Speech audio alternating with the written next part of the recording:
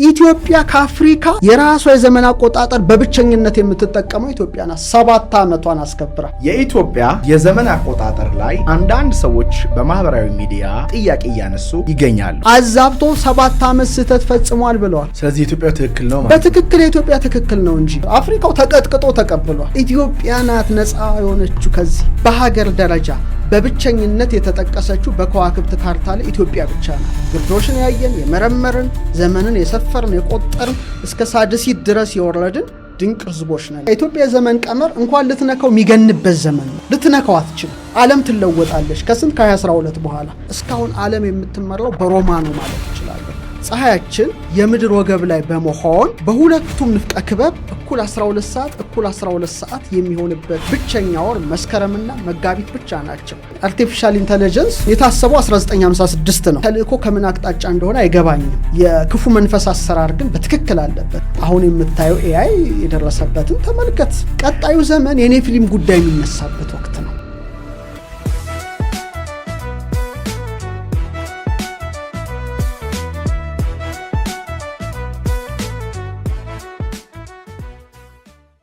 እንኳን ደህና መጡ ዶክተር። እንኳን ሰላም ቆየኝ። ማን ያዘዋል? በድጋሚ ስለተገናኘን በጣም ነው ደስ ያለኝ። በብዙ ዙሪያዎች እንግዲህ ፖድካስት ቀርጸናል ከእርሶ ጋር። በባለፈው የዛሬ ዓመት ገደማ ጳጉሜ ላይ በማህበራዊ ሚዲያ የተለያዩ ጥያቄዎች ተነስተው እርሶና ዶክተር ጌትነት እጅግ በጣም በሚያስደስት ሁኔታ መልስ ሰጥተው ነበረ። ድጋሚ ደግሞ አሁንም እንደዚህ አይነት ጥያቄ ተነስቷል በሶሻል ሚዲያ። ከመጀመሪያው ጥያቄ ስቴን ጀምር።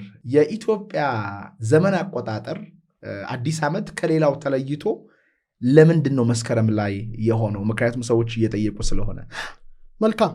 ዘመንን ለመስፈር ዘመንን ለመቁጠር የሚያስፈልጉን ሰማያዊ አካላት ፀሐይ፣ ጨረቃ፣ ከዋክብት ናቸው። እና አውደ ዓመት ለማለት እንግዲህ የፀሐይን አውደ ዓመት ነው 365 ዕለት ከ15 ኬክሮስ ከ6 ካሪት ወይም ከ6 ሰዓት ብለን የምንቆጥረው። ስለዚህ ዘመንን ለመስፈርና ዘመንን ለመቁጠር ምቹ የሆነው ፀሐይን የሚከተለው ወር የትኛው ወር ነው ብለን ስናስብ በምድር ላይ 2 ወሮች ብቻ ናቸው። አንደኛው መስከረም ነው፣ ሁለተኛው መጋቢት ነው። ምክንያቱም ልክ መስከረም ላይ ፀሐያችን የምድር ወገብ ላይ በመሆን በሁለቱም ንፍቀ ክበብ እኩል 12 ሰዓት የሚሆንበት ብቸኛ ወር መስከረምና መጋቢት ብቻ ናቸው። ስለዚህ ምን ይባላል? ይሄ በኢትዮጵያውያን የመስከረም ፀሐይ ምድር ወገብ ላይ ሆና እኩል 12 የምታደርግበትን ሪና መዓልት ወሪና ሌሊት ዘመፀው ይባላል። የመፀው ወይም የአበባ ወቅት ቀንና ሌሊቱ የሚተካከልበት ማለት ነው። ይሄ እንግዲህ ፀሐይ የሰማያዊ ሉል ወገብ አቋርጣ ወደ ደቡብ አቅጣጫ የምትሄድበት ነው። ስለዚህ በሰሜናዊ ንፍቀ ክበብ ላለ ነው መፀው ይጀምራል ማለት ነው። ከዛ በኋላ እንግዲህ ሌሊቱ በዝግታ እየጨመረ እስከ ታህሳስ ድረስ ይሄዳል። ስለዚህ በትክክለኛው አቅጣጫ በምስራቅ ወጥታ በትክክለኛው አቅጣጫ በምዕራብ የምትጠልቀው መስከረም ላይ ነው እንጂ ጃንዋሪ ላይ ወይም ጥር ላይ አይደለም። እንግዲህ ዓለም የግሪኩ ስልጣኔን ሮማ ከወሰደችው በኋላ እስካሁን ዓለም የምትመራው በሮማ ነው ማለት እችላለሁ። ለ2063 ዓመት እስካሁን በርካታ የዓለማችን ህዝቦች አውደ ዓመታቸውን ጥር የሚያደርጉት ቅድመ ልደተ ክርስቶስ 46 ዘመን ሮማን ባስተዳደረው በዩሊዮስ ትእዛዝ መሰረት ነው። ኢትዮጵያ ግን ከዚህ መንፈስ የተላቀቀች ናት ብዬ ሐሳብ እሰጣለሁ። ሁለተኛው በእኛ መጋቢት ነው። መጋቢት ማለት መመጋገብ ማለት ነው። ቀኑ ከሌሊቱ ሌሊቱ ከቀኑ ጋር ተመጋግቦ እኩል የሚሆንበት ነው። ልክ በተመሳሳይ መልኩ በ182 ቀን አንዴ ፀሐይ ምድር ወገብ ላይ ሆና እኩል 12 ይሆናል። ስለዚህ አንደኛው መስከረም ነው፣ ሁለተኛው መጋቢት ነው ማለት ነው። ከዚህ በኋላ እንግዲህ መዓልቱ በዝግታ እየጨመረ የሚሄድበት ላይና ሰኔ ላይ ደግሞ የመጨረሻው ደረጃ ከፍ የሚልበት ደረጃ ነው። ስለዚህ የጥንት ስልጡን ህዝቦች ይሄን መዋዕለ ፀሐይ የፀሐይን አካሄድ ጠንቅቀው ስላወቁ አውደ ዓመታቸውን መስከረም ላይ አውደ ዓመታቸውን መጋቢት ላይ ነው ያደረጉት። ለምሳሌ የአሦራውያን የዘመን አቆጣጠር ብትል፣ የህንድ አቆጣጠር፣ የፐርሺያ አሁን ኢራን የምንላት የዘመን አቆጣጠር ይህንን የፀሐይን ዑደት በመከተል መጋቢት አድርገው ነበር አውደ ዓመታቸው። ይህ ብቻ ሳይሆን ዩሊዮስ ቄሳር ከመቀየሩ አስቀድሞ ጥንታውያን ሮሞች እንኳን 10 ወራት ብቻ ነው ያላቸው። 12 በኋላ ነው የመጣው። በኋላ ላይ እንትንላለንና አውደ ዓመታቸውን የሚያደርጉት መጋቢት ላይ ነበር። ለዚህ ነው ከመጋቢት ጀምሮ እስከ መስከረም ስትቆጥር 7 ወር ነው። ስለዚህ ሴፕቴምበር ማለት ሴፕት ማለት 7 ማለት ነው። ኦክቶበር ኦክቶ ማለት ኦክቶብሪስ 8 ማለት ነው። ኖቬምብሪስ ማለት ኖቬምበር ማለት ህዳር 9 ማለት ነው። ዲሴምብሪስ ወይም ዲሴምበር ማለት 10 ማለት ነው። ስለዚህ የጥንት ሮም እንኳን አውደ ዓመቷን መጋቢት ላይ ነበር ያደረገችው። ስለዚህ በዓመት 2 ጊዜ ፀሐይ ምድር ወገብ ላይ ሆና እኩል ቀኑ 12 እኩል ሌሊቱ 12 የሚሆንበት ብቸኛ ወራት መስከረምና መጋቢት በመሆናቸው የጥንት ስልጡን ህዝቦች ዘመናቸውን ሲሰፍሩ ዘመናቸውን ሲቆጥሩ የፀሐይ ካሌንደር ነውና ፀሐይ ምድር ወገብ ላይ የምትሆንበትን መስከረምና መጋቢትን መርጠዋል። ኢትዮጵያ ደግሞ መስከረምን ይዛለች ማለት ነው። ይሄ በጣም በጣም ወሳኝ ጉዳይ ነው። ይሄ የሚከሰተው በ182 ቀን አንዴ ነው፣ በዓመቱ ግማሽ ማለት ነው። ለምሳሌ ፊደሏ ራሱ የኢትዮጵያን ፊደል ብትመረምረው ወደ ታች 26 ነው፣ ወደ ጎን 7 ነው፣ ከአስከፈ ያሉት ማለት ነው። ስለዚህ ስታበዛው ራሱ 182 ነው። ይሄ ማለት ፀሐይ ምድር ወገብ ላይ ሆና ቀንና ሌሊቱ እኩል የሚሆንበትን ቀመር የያዘ ማለት ነው። ስለዚህ ኢትዮጵያውያን ዘመንን ሲሰፍሩ ዘመንን ሲቆጥሩ በግምት ሳይሆን በስሌት በእውቀት በማስተዋል እንደሆነ እናውቃለን፣ እንረዳለን። ሌላው ሁለተኛው መስከረም ለኢትዮጵያ የተለየ ነው፣ የውበት ወሯ ነው ማለት ትችላለህ። አሁን አንተን ማን ያዘዋልን ብጠይቅ ከወራት ሁሉ ምን ደስ ይልሃል ብል መስከረም ነው። የህዝቡ ሚሊየን ህዝብ ብጠይቀው መስከረም ነው። ለምን? ጌጧ በሁለት ወገን ነው ለሀገሩ፣ አንድ በሰማይ ሁለት በምድር። በሰማይ ጌጥ አለ። ምንድን የከዋክብት ጌጦች ናቸው። በተለይ በኢትዮጵያውያን ስም የተሰየሙት እነ ካሲዮፒያ እነ አንድሮሜዳ እነ ሴፊዮስ ህብራተ ከዋክብታቸው ወይም ኮንስቴሌሽናቸው በሰማይ ላይ ደምቆ መታየት የሚጀምረው መስከረም ወር ላይ ነው። ይህ ለኢትዮጵያ ጌጧ ነው። ይሄ ደግሞ አፈታሪክ አይደለም። በታሪከ ነገሥታችን ላይ እንደተጻፈው የኢትዮጵያ ታሪክ ተመራማሪ ተክለ ጻድቅ መኩሪያ የኢትዮጵያ ታሪክ ከኑቢያ አክሱም እስከ ዛጉዌ ገጽ 24 ላይ እነ ክቡር ብላቴን ጌታ ህሩይ ዋዜማ መጽሐፋቸው ላይ እንደገለጹት ከአክናውስ ሳባና ከነክቲ ካልንሶ በመቀጠል 19 ዓመት ኢትዮጵያን የመራች ንግሥት አለች። ማናት? ካሲዮፒያ ናት። ከልጇ አንድሮሜዳና ከባሏ ሴፊዮስ ጋራ መስከረም ወራት ነው ህብራተ ከዋክብትን ማየት የጀመሩት። ማየት ብቻ አይደለም በስማቸው የሚያስጠሩት። ስለዚህ ዓለማችን 88 ኮንስቴሌሽኖችን ህብራተ ከዋክብትን ሲመዘግብ በሀገር ደረጃ በብቸኝነት የተጠቀሰችው በከዋክብት ካርታ ላይ ኢትዮጵያ ብቻ ናት። ሌላ ምንም ዓለም የለም። እስራኤል የለችም። ምንም የለም። 88 ኦፊሻል ሪኮግናይዝድ ኮንስቴሌሽን ሬጂስተርድ ባይ ናሳ ኦር አይኤዩ ብለህ ጉግል ብታደርግ ፕሪንሰስ ኦፍ ኢትዮጵያ ልዕልተ ኢትዮጵያ አንድሮሜዳን ያነሳል። ካሲዮፒያ ኩዊን ኦፍ ኢትዮጵያ ንግሥተ ኢትዮጵያ ብሎ ያነሳል።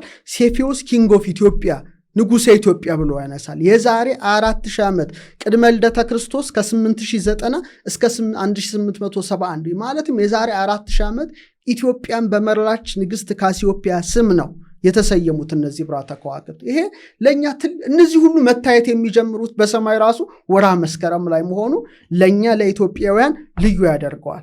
ለዚህ ነው የዓለም አቀፍ የሥነ ፈለክ ኅብረት አይኤዩ አዲስ ነገር በሰማይ ላይ ሲገኝ ኮከብ ይሁን ኤክሶፕላኔት ይሁን ሌላ አለ ነገር ቢሆን ስም መስጠት የሚችል ብቸኛ ተቋም ነው።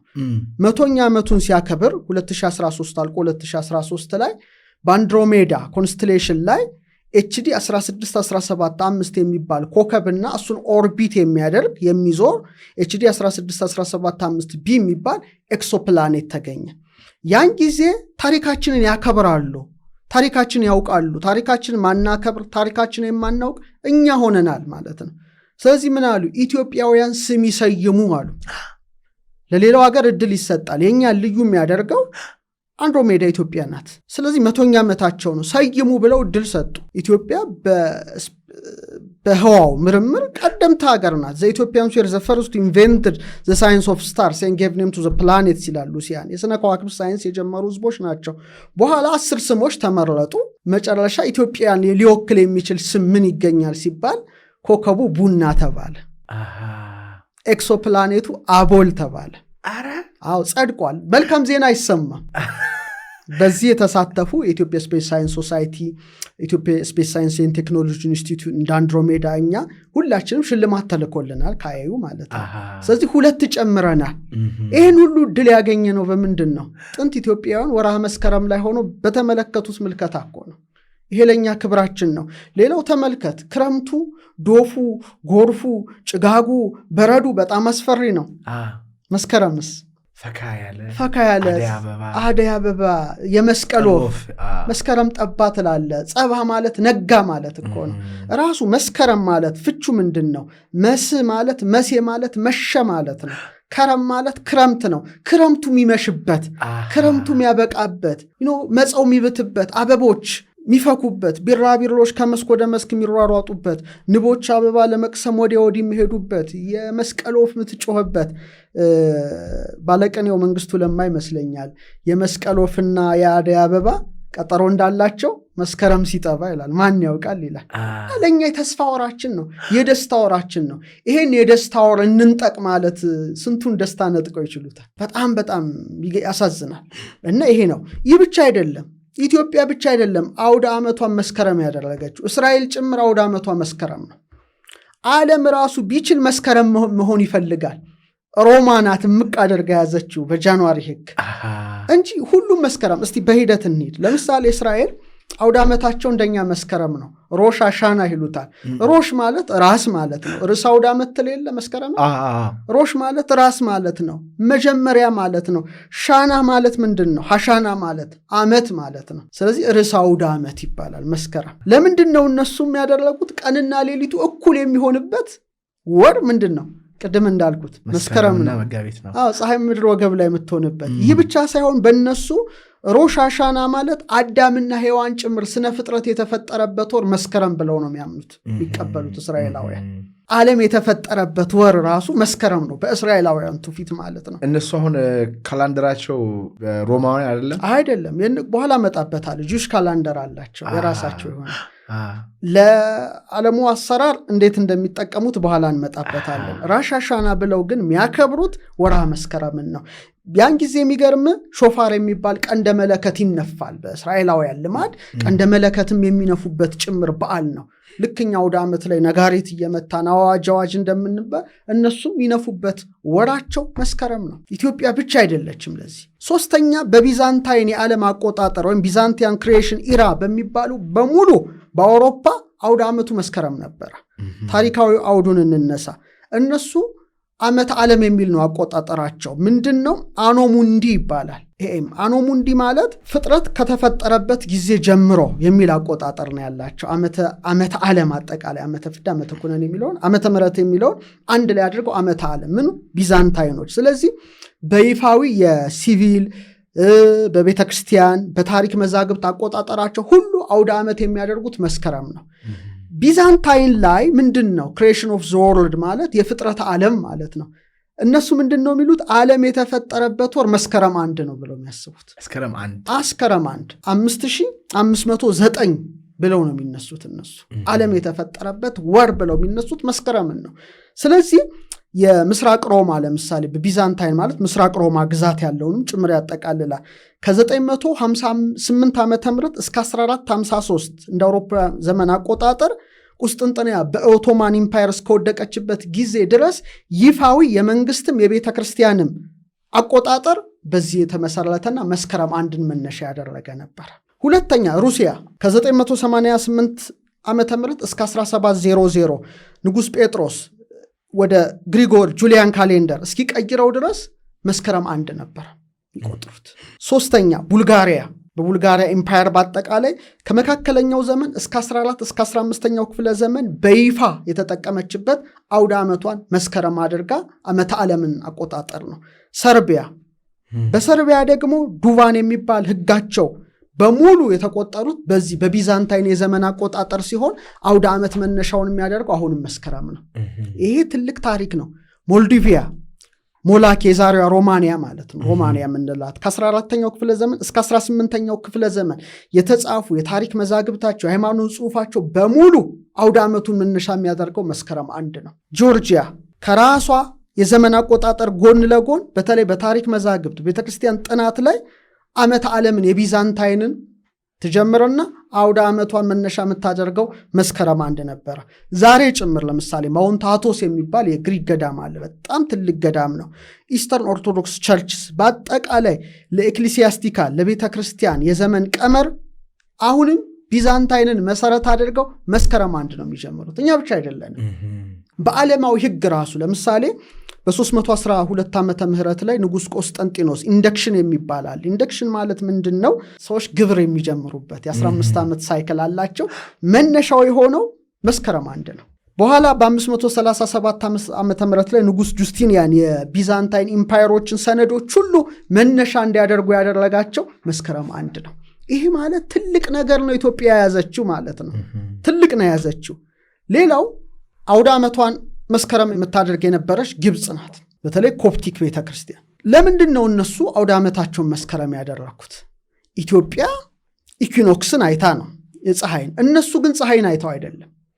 እንደሚታወቀው ያው የአባይ ወንዝ አፈራችንን ይዞ ሁሉንም ነገር ይዞ የሚሄደው መቼ ነው? ክረምት ላይ ነው አይደል? ከባድ ዝም በኢትዮጵያ ክረምት ማለት ነው። ሰኔን፣ ሐምሌና ለም የሆነ አፈሩን ውሃውን ጠራርጎ ስለሚሄድ ሰብል የሚጀምሩበት ወር መቼ ነው? መስከረም ነው። ስለዚህ ምንድን ነው የአባይ ወንዝ የሚፈስበትን አይተው አውደ ዓመታቸውን መስከረም ከእርሻና ከአባይ ዑደት ጋራ ነው አውደ ዓመታቸውን ያስተሳሰሩት። ስለዚህ በጥንት ግብፅ ሳይረስ የሚባል ኮከብ አለ ካኒስ ሜጀር ላይ ልክ ከፀሐይ በፊት ይታያል። ያ ወቅት ነው። ኦኬ። ስለዚህ ናይል ወንዝ መሙላት ሊጀምር ነው በማለት ያችን መነሻ በማድረግ አውደ ዓመታቸውን መስከረም አድርገዋል። የኮፕቲክ ቤተክርስቲያን ደግሞ ከ303 እስከ 304 በንጉሥ ዲዮቅልጥያኖስ ዘመን የደረሰባትን አሰቃቂ መከራ አብነት አድርጋ ነይሩዝ በማለት በተለይ አኖማርቲሩም ዓመተ ሰማዕታት ብላ መነሻም በማድረግ መስከረም 1ን አውደ ዓመት አድርጋለች ማለት ነው።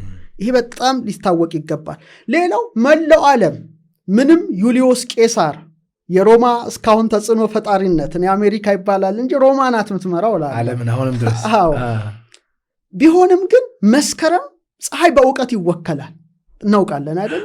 ስለዚህ ፀሐይ ምድር ወገብ ላይ ሆኖ ቀኑም ሌሊቱም እኩል የሚሆንበት ወርሃ መስከረም ስላለ በዓለም ዙሪያ ያሉት የዓለም ሀገራት በሙሉ ትምህርታቸውን የሚጀምሩት መስከረም 1 ነው። ለምሳሌ ዩኤስኤ እንደየስቴቱ ወይም እንደየካውንቲው ቢለያይም አብዛኞቹ ማለት ትችላለ የሰሜን አሜሪካ ግዛቶች ከነሐሴ መጨረሻ እስከ መስከረም መጀመሪያ ነው ትምህርት የሚጀምረው። ልክ እንደኛ ነው። በቃ ምንም ሊሆን አይችልም። ምድር ወገብ ላይ ፀሐይ የምትሆንበት ብቸኛ ወር ነው። ዘመን ለመስፈር ፀሐይ እውቀት እኮ ነው። እውቀት ብርሃን ነው። ትምህርትም እውቀት ነው። ትምህርትም ብርሃን ነው። ካናዳ በሁሉም ግዛቶች ማለት ይችላል ትምህርታቸውን የሚጀምሩት መስከረም መጀመሪያ ነው። ሌበር ዴይ በኋላ ማለት ነው። አውሮፓ በተለይ ሰሜን አውሮፓ እንግሊዝ፣ ፈረንሳይ፣ ጀርመን፣ ጣሊያን ጨምሮ ማለት ነው ስፔን፣ ፖርቹጋል፣ ኔዘርላንድ፣ ቤልጂየም፣ ስዊድን፣ ኖርዌይ፣ ዴንማርክ አሁንም መስከረም ነው ትምህርታቸውን የሚጀምሩት። ምስራቅ አውሮፓ እንሂድ፣ ራሻ፣ ዩክሬን፣ ፖላንድ፣ ሮማኒያ፣ ቤላሩስ፣ ሃንጋሪ መስከረማን ቋሚ ትምህርት መክፈቻ ጊዜያቸው ነው። በተለይ በጣም የሚገርም መካከለኛው ምስራቅ ሰሜን አፍሪካ ሀገራት ጭምር ግብፅ፣ ዮርዳኖስ፣ ሊባኖስ፣ እስራኤል፣ ጂሲሲ ሀገራት፣ ዩኤኢ ዩናይትድ አረብ ኢሚሬትስ፣ ኳታር፣ ኩዌት፣ ኦማን፣ ባህሬን፣ ሳውዲ አረቢያ ጭምር። እንደውም ሳውዲ አረቢያ መስከረም 13 1932 ብሔራዊ ቀንም ታደርጋለች እዛው ላይ። ይሄ ቀላል ነገር እኮ አይደለም። ይሄ ማለት እኮ ዓለም ወደዚህ ስርዓት መምጣት ነው የሚፈልገው ሀያልነት በማጣትና ተሰሚነትን በማጣት ካልሆነ። እስያ ብትሄድ ቻይና፣ ታይዋን፣ ቪየትናምም ሁሉም መስከረም ላይ ነው ትምህርታቸውን የሚጀምሩት። አፍሪካና ኢትዮጵያ ዘመን ቀመሯም ነው። ሞሮኮ፣ ቱኒዚያ፣ አልጄሪያ ጭምር መስከረም ላይ ነው ትምህርት የሚጀምሩት። እኔ በጣም የሚገርመኝ እሱ አይደለም የእውቀት ቀን ይሉታል ራሱ የእውቀት ቀን ዴይ ኦፍ ኖሌጅ የሚባል አለ። ለምሳሌ የምን ቀን እንደሚባል ዴይ ኦፍ ኖሌጅ የእውቀት ቀን በዓለም ይከበራል። መቼ? መስከረም። እውነት ነው። ፀሐይ እውቀት ነው። ብርሃን እንደማለት ነው። ሙቀት እንደማለት ነው። ሙቀት ብርሃን ከፀሐይ ጋር ይገናኛል። ስለዚህ ሩሲያ በ1984 በይፋ በደነገገችው ሕግ መስከረም 1 የእውቀት ቀኗን ታከብራለች። በጣም በደመቀ መልኩ በቃ እንትን እያሉ አበባ ለመምህራኖቻቸው ጊፍት እየሰጡ ልክ እኛ አዲስ ዓመት ልጃገረዶች አበባ እየሆይ እንደሚሉት ሕፃናት ስዕል ስለው ለትልልቆች እንደሚሰጡት በተመሳሳይ መልኩ በራሻ አበባ ጊፍት ለመምህራን የሚበረከትበት ነው። ቤላሩስ፣ ካዛኪስታን፣ አርሜኒያ፣ አዘርባይጃን፣ ኪርጊስታን፣ ሞልዶቫ፣ ቱርክሜኒስታን፣ ኡዝቤኪስታን፣ ታጃኪስታን፣ ዩክሬን ጭምር የእውቀት ቀን ነው መስከረም። በታላቅ ድምቀት ነው የሚከበረው። ናሽናሊ ማለት ነው። በደንብ አድርገው ነው የሚያከብሩት። የእውቀት ቀን ብለው ዴይ ኦፍ ኖሌጅ ብለው ማለት ነው። ስለዚህ ዓለም ወደ ምንድን ነው የመጣችሁ? ወደ መስከረም ነው የመጣችሁ። ጃንዋሪ ምንድን ነው? ከምንስ ዘመን ቀመር ጋር በኋላ ልናነሳው እንችላለን። ለምንድን ነው ጥር ያደረገው ዩልዮስ ቄሳር? ራሱ ምክንያት አለው። ግን ተፈጥሮን ማዕከል አድርገ ካየህ መስከረም ነው። ዓለም በዚህ ደረጃ ተግባብቶ ዓለም በዚህ ደረጃ ተስማምቶ የሚያከብርበትን ወር ወዴት ልትወስደው ነው? ወደ ሰኔ ክረምት ልትወስደው ነው? ወደ ምን ልታመጣው ነው? ሚሊዮኖች ለሺህ ዘመናት የነጎዱበት ዓለም ራሱ ወደዚህ ሊመጣ ያሰፈሰፈበትን ነገር ምን ታረገዋለህ? ምን ልታረገው ትችላለህ? ስለዚህ በእውነት ኢትዮጵያውያን ቀድሞ የተመለከቱ ናቸው። ስነ ፍጥረትን ያዩ የመረመሩ ናቸውና መስከረምን አውደ ዓመታቸው አድርገዋል። ዓለምን በዚህ ደረጃ ነው መስከረምን የሚያከብረው። በተለይ ደግሞ ወቅቱን ተመልከት። እኛ ጋር መጸው ነው፣ አበባ የሚያብብበት ነው። አሁን የጠቀስኳቸው ሀገራት ደግሞ ፎል ነው። በጣም ቅጠሉ ረግፎ እንዴት አይነት ውበት እኮ ነው። ብዙዎች ሀገሮች አይቻሉ እና በቃ እነሱም ለምሳሌ እኩል በጋዋቆ ለነሱ ደግሞ ፎል ይመጣል። በእኛ መጸው እንደሚጀምር በቃ ፀሐይ ምድር ወገብ ላይ ትሆናለች። ስለዚህ ምድሪቱ ሁሉ በጣም ይሄ ቅጠሉ ረግፎ የሚያምር ወቅት ላይ ይደርሳሉ። ስለዚህ የመስከረም ወር እኮ ለዓለም ደስታ ነው፣ ለዓለም ስጦታ ነው። ለእኛ በአበባ ለነሱ ደግሞ በፎል ምድሪቱን የምታንጸባርቅ ስለሆነ እንደውም የቢዛንታይኖች አይተው ይሄ ስነ ፍጥረት መጀመሪያ ነው ብለው መነሻ አድርገውታል። ስለዚህ ኢትዮጵያውያን ደግሞ ስነፈለክ መርማሪዎች ናቸው። ለኢትዮጵያ ስለ ፀሐይ ልታስረዳት፣ ስለ ጨረቃ ልትመሰክረላት፣ ስለ ከዋክብት ልትነግራት፣ ስለ ፕላኔት አትችልም።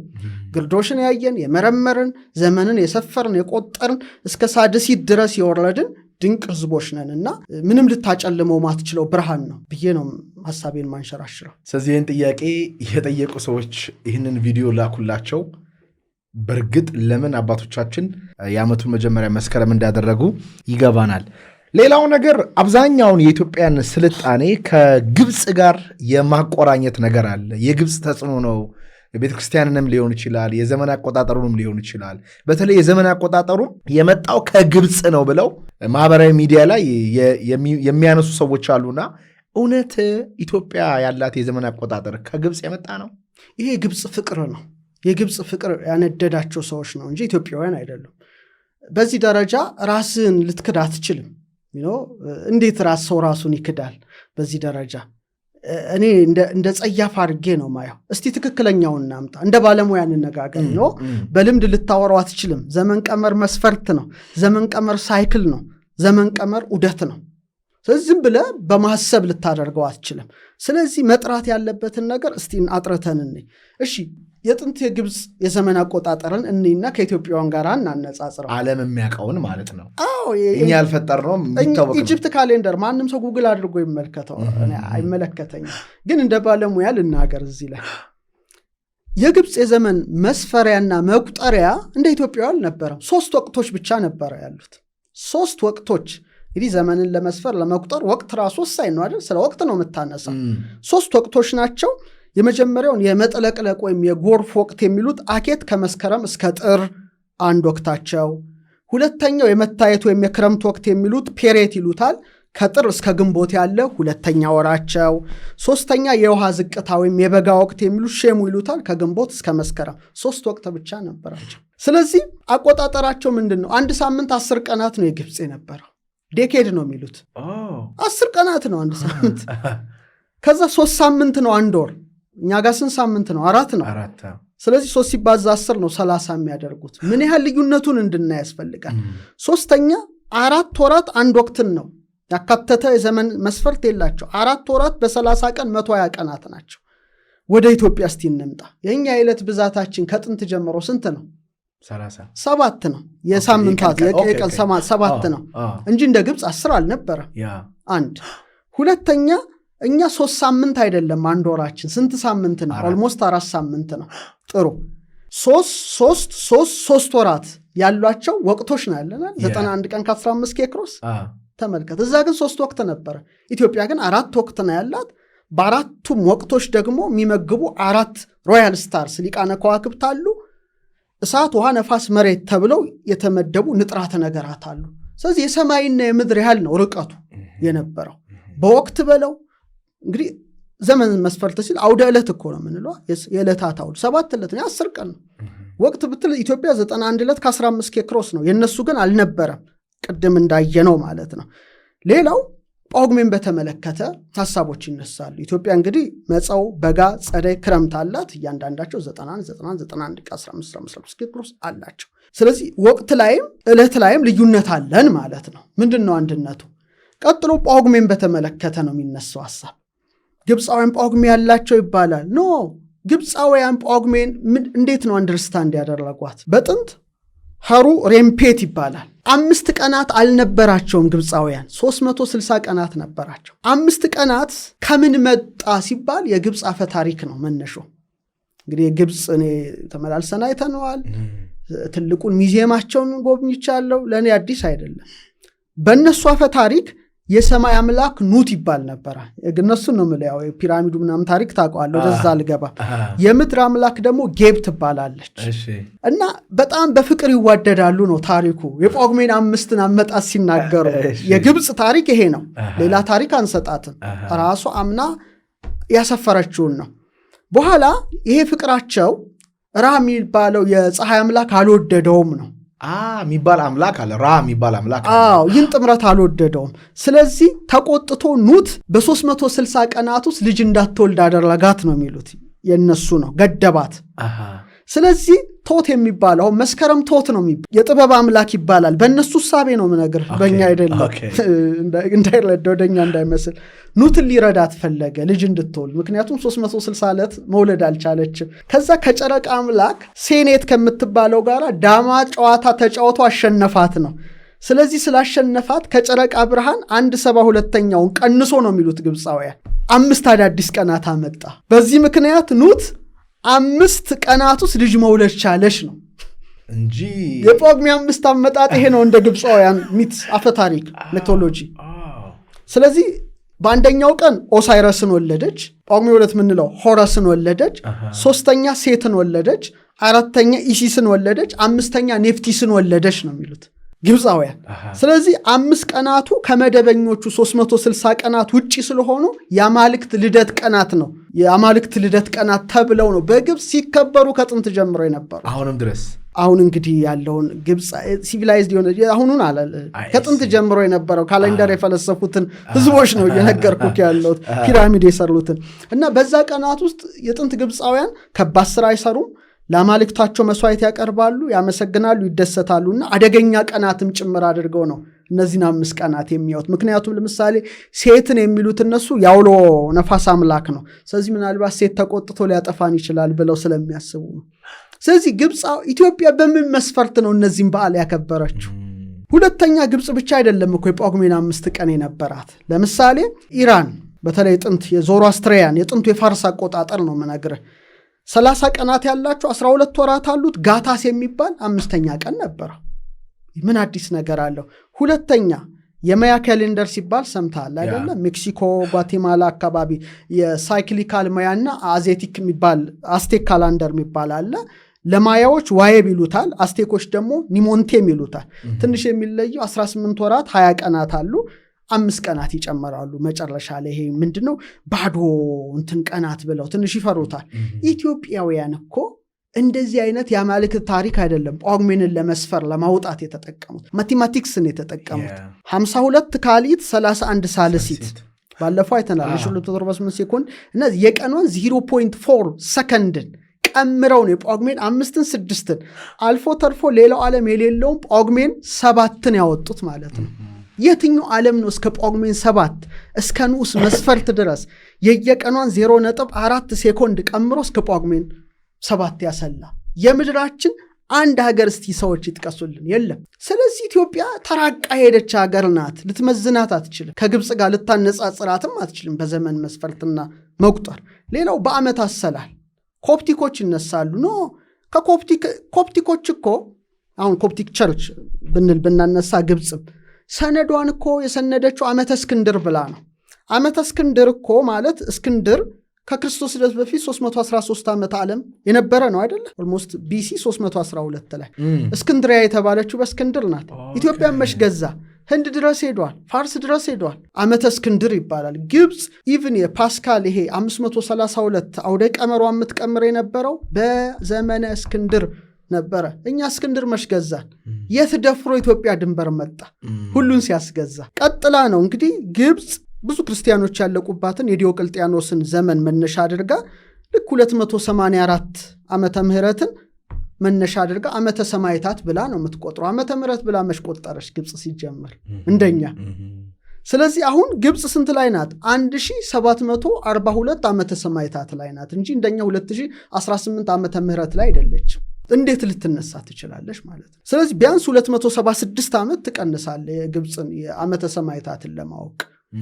ስለዚህ በዓመትም አንነሳም። ሌላው በወራት ስያሜ እንመልከት። ቢያንስ ተጽዕኖ ኢትዮጵያ ላይ መምጣት ነበረበት አይደል? እንደው ትንሽ ኮፒ እንኳን ተደረገ ቢባል የሆነች ነገር አለች አይደል? ትንሽ ነገር ቅንጣት እንኳን ጠብ ማለት አለበት። ለምሳሌ መስከረም በግብፅ ቱት ነው፣ መስከረም አይደለም። ቱት ምንድን ነው? የጥበብ አምላክ ተብሎ የተመለከ ነው። ግብፅ የጸሐፊዎች ደጋፊ ተብሎ የተመለከ ነው። ጥበብን ይሰጣል ተብሎ የተመለከ ነው። ሁለተኛው ወራቸው ባባ ነው የሚሉት 1539 እስከ 1075 ማለት ነው። ኦፔት የሚባል ክብረ በዓል ነበራቸው። ስለዚህ የፀሐይ አምላክ አሞን ራ ከራክራክ ወደ ሉክሰር የሚሄድበት ወር ሲሉ ነው ይህን ስም የሰጡት። ሶስተኛው ወራቸው ሃቱር ነው። ሃቱር ማናት? የጥንት ግብፃውያን የፍቅር ጎደሶፍ ቢዩቲ የቁንጅና አምላክ ይሏታል። የፍቅር አምላክ ጎደሶፍ ላቭ ይሏታል። ለእሷ ክብር የተሰጠ ስያሜ ነው። አራተኛው ወራቸው ኪያክ ነው። ኪያክ ምንድን ነው? በነፍስ ላይ ነፍስ ማለት እኮ ነው። ኪያክ በጥንት ግብፃውያን የሚያመልኩት ኮርማ አለ፣ አፒስ ወይም ሀፒስ ይሉታል። ለሱ የተሰጠ ስያሜ ነው። አምስተኛው ወር ቱባህ ወይም ጡባ የሚሉት መባ ማለት ነው።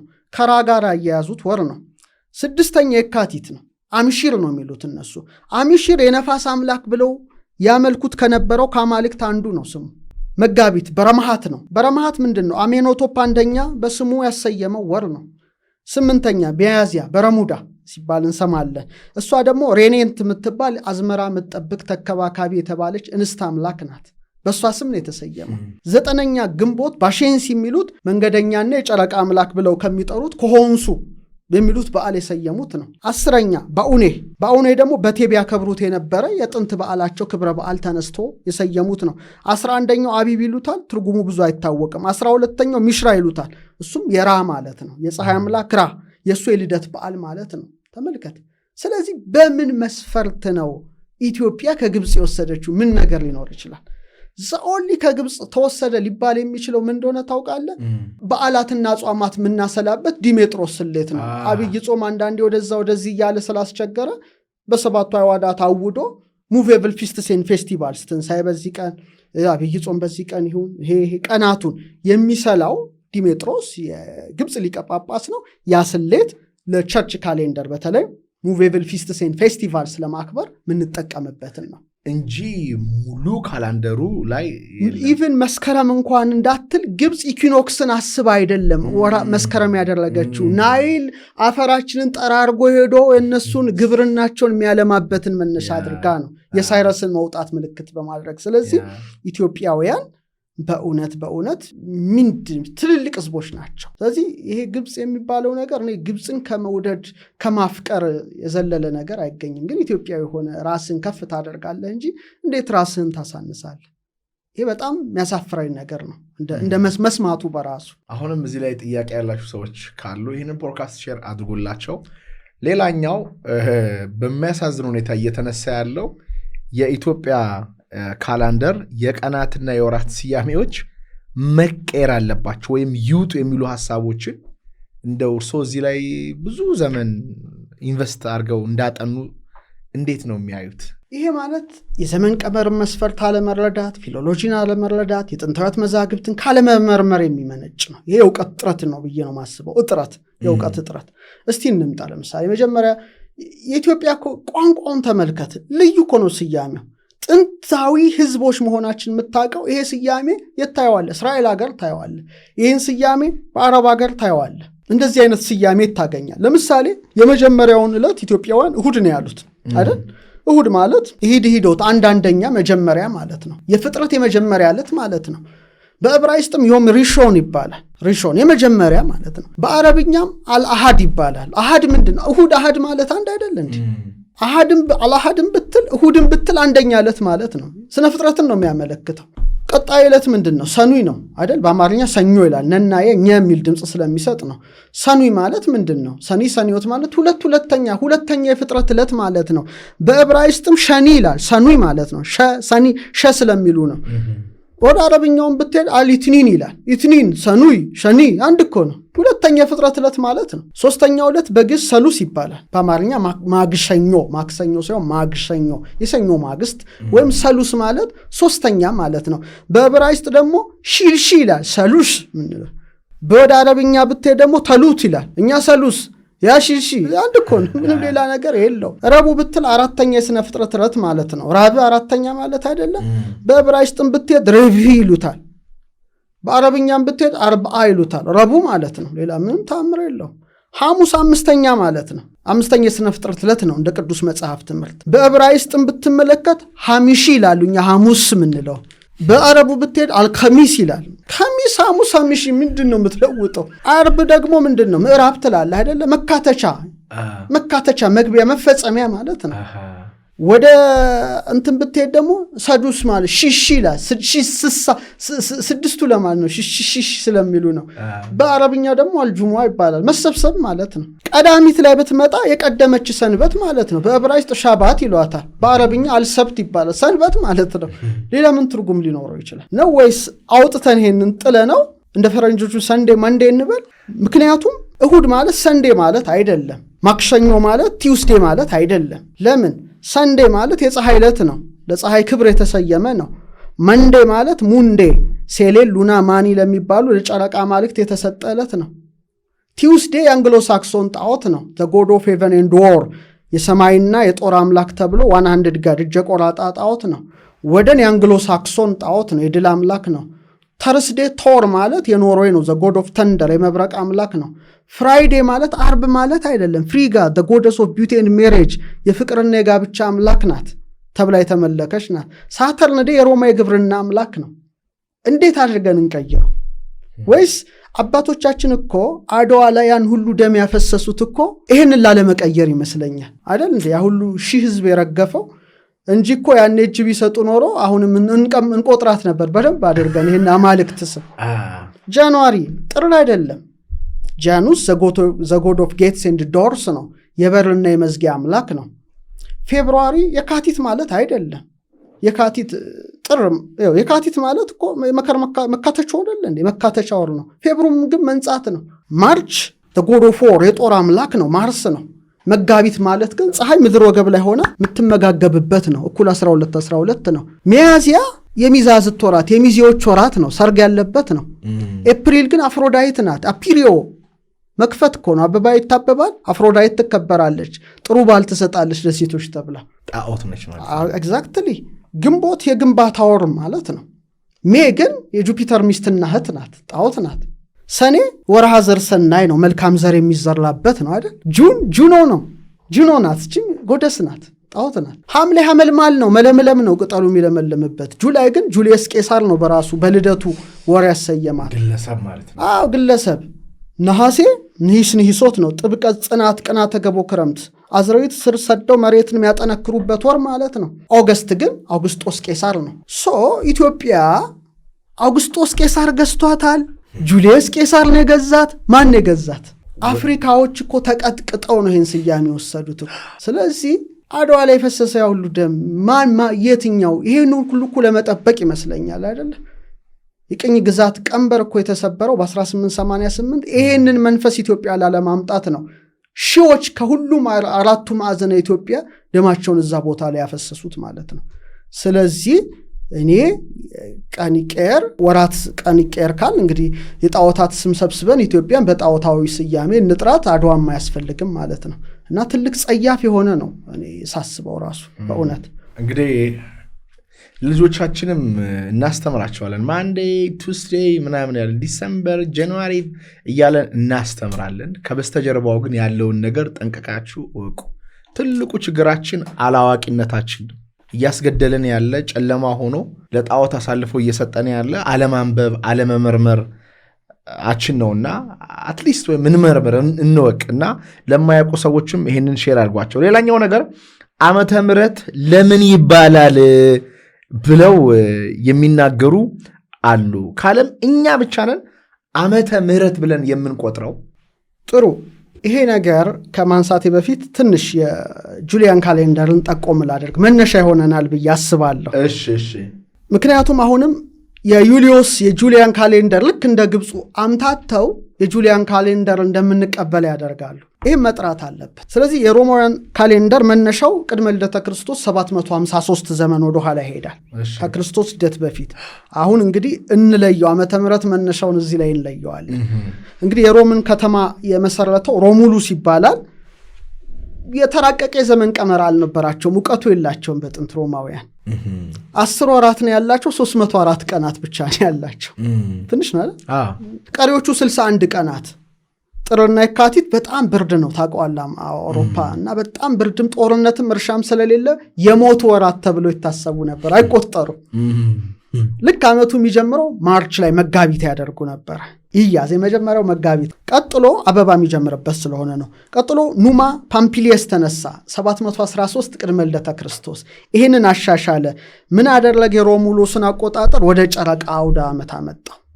ማለትም ሉናር ሳይክል 354 ነው፣ ኦልሞስት 355 አደረገ። ጃንዋሪና ፌብሩዋሪን ጨመረ፣ እሱ ማለት ነው ጥርና የካቲት ማለት ነው። ጨመረ፣ አዲስ ወር ተጨመረላቸው ማለት ነው። ስለዚህ ወሩ ወደ 12 ወራት አደገ። ይሄ ነው የሮማ አቆጣጠር መነሻ። መርሶዲኒየስ የሚባል በካህናት ውሳኔ የሚጨመር ወር ነበረ። እሱ ትንሽ አቢዩስ ስለሚበታትኑት ምስቅልቅሉ ነበረ። በኋላ ጁሊየስ መጣ ማለት ነው። አሁን ነው ዩሊዮስ የሚባለው ዘመን ቀመር በደንብ መገለጽ አለበት። ከክርስቶስ ልደት በፊት 45 ዘመን ቀደም ብሎ የተነሳ ነው እና ሶሲሸንስ የሚባል የእስክንድሪያ የስነፈለክ አዋቂ አማክሮት የጨረቃን ዘመን አቆጣጠር ሉናር ካሌንደርን በመተው ወደ ሶላር መጣ ማለት ነው። ጥንት ስልጡን ህዝቦች ወደሚጠቀሙበት ሲመጣ ልንገረ ሊፒር አሁን ጳጉሜ አለች አይደለ? ሰግር የምናደርግባት የምንሸጋገርባት ፌብሩዋሪ 28 አይደለች? 29 እንድትሆን አደረገ። በ4 ዓመት አንዴ ማለት ነው። ስለዚህ 46 ዓመተ ምህረት ላይ ቀናቱ ብዛት 455 ቀናት ሆነ ለማስተካከል እና የተዘበራረቀ ዓመት ተብሎ ይጠራል። ያወቅት ግራ ያጋባ ነበረ። ሌላ ምን አደረገ መሰለ? የዓመቱን መነሻ ከመጋቢት ወደ ጥር ያመጣው እሱ ነው። አሁን ዓለም የሚጠቀምበት ለምን ጥር ላይ ያመጣ መሰለ? ፀሐይን አይቶ አይደለም፣ የህዝብ ተወካዮች ምክር ቤት ስልጣን የሚረከቡበት ወር ስለነበረ ነው፣ ሌላ አይደለም። ሁለተኛ ጃኑስ ነው ጣዖቱ። ጃኑስ 2 ነው፣ ስታቹ ነው፣ 2 ፊት አለው። አሁን ለምሳሌ ይሄን ማይክን እንደዚህ አንዱ የኋላውን ዓመት ያህል አንዱ የፊቱን ዓመት ያህል ማለት ነው። ለሱ ክብር ነው አዲሱ ዓመት፣ ለእግዚአብሔር ክብር፣ ለስነ ፍጥረት ክብር አይደለም። ለጃኑስ ክብር ነው ጥር ላይ ሆነው። ትንሽ ሶሲጀንስ ያማከረው ምናልባት እቺ እንትን የገና ጀንበር አጭር አይደለች ትንሽ ትቀርባለች ጥር የሚል ነው ሙከራው እንጂ ከዛ ውጪ ምንም አይነት እንትን አልነበረው። ስለዚህ ዛሬ ዓለም በእውነት በዛ መስፈርት ነው እንግዲህ ለስንት ሺህ ዘመን በዩሊዮስ ጃኑስ ጣዖት ነው ዓለም አዲሱን ዓመት የምትጀምረው። ኢትዮጵያ ከዚህ መንፈስ ወጥታለች። ያ ባይሆን ኖሮ 1888 ወርቅ ቁጥር ነው ለኢትዮጵያ። ያ ባይሆን ኖሮ ጁላይ ነበርን አሁን ድረስ ጃኑስን እያመለክን ነበር በወራችን። የሰዎች የህዝብ ተወካዮች ምክር ቤት የሮማ ለዚህ ነው ሮማ ዓለምን እየመራች ነው እስካሁን። የሮማ እንትን አልተቋረጠም ሌጋሲዋ። በኋላ ኩንቲሊስ የሚባለውን 5ኛውን ወር ልደቴ ስለሆነ ብሎ ጁላይ ያደረገ። ከሱ በኋላ ቅድመ ልደተ ክርስቶስ ወደ 8 ዓመት የነበረው ኦገስት ደግሞ አውግስጦስ ኦገስት አደረገ፣ ሴኪስቲሊስን ቀይሮ ማለት ነው። ስለዚህ ምንድነው ከዩሊዮስ ጋር የሚያገናኘት ኢትዮጵያ ጁሊያን ካሌንደር ልትል የምትችለው?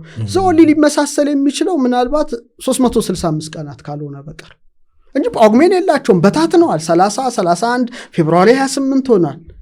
ምንድነው ምን ሊያመሳስላትስ ይችላል ብለህ ስትመጣ ምንም ያመሳስላት ነገር የለም። እንግዲህ ይሄ እስከ 16ኛው ዘመን ቀጠለ። ፖፕ ጎርጎሪዮስ የግሪጎሪያን ካሌንደር ትንሽ ማስተካከያ ያደረገበት እንጂ ለ1600 ዓመታት ዓለም የተመራበት ካሌንደር ዩሊዮስ ነው። አሁንም ቢሆን እየተመራበት ያለበት ጉዳይ ነው። አሁን እንግዲህ ይህ የዩሊዮስ የዘመን ቀመር በዚህ ላይ ሲደመደም እንዴት ወደ ዓመተ ምህረት ተሸጋገረ የሚለውን ነገር ደግሞ እናንሳ ማለት ነው። ወሳኝ ነጥብ ይመስለኛል። እዚህ ላይ ማነሳል ነጥብ ምንድነው? ኢትዮጵያ ስትቆጥር የነበረው አቆጣጠር ቅድመ ልደተ ክርስቶስ የነበረውን ዓመተ ፍዳ ዓመተ ኩነኔ ከልደተ ክርስቶስ ወዲያ ያለውን ዓመተ ምህረት ነው። ምክንያቱም የኢትዮጵያ ታሪክ ምንድን ነው? ባዜን በነገሰ በ8ኛው ዓመት ኢየሱስ ክርስቶስ ተወለደ ነው። ስለዚህ ቅድመ ልደተ ክርስቶስ 5500 ዘመን አለ። ድህረ ልደተ ክርስቶስ አሁን ቃለ መጠይቅ ያደረግንበት ከሆነ 2018 ዓመተ ምህረት አለ። አሁን እንግዲህ ጌታ ሲወለድ እንግዲህ በእነሱ አቆጣጠር እንግዲህ 754 ላይ ነበር። ልዩነቱ የ700 ምናምን ዓመት ነበር። በኋላ ነው እንግዲህ ሁለት ሊቃውንት ተነሱ።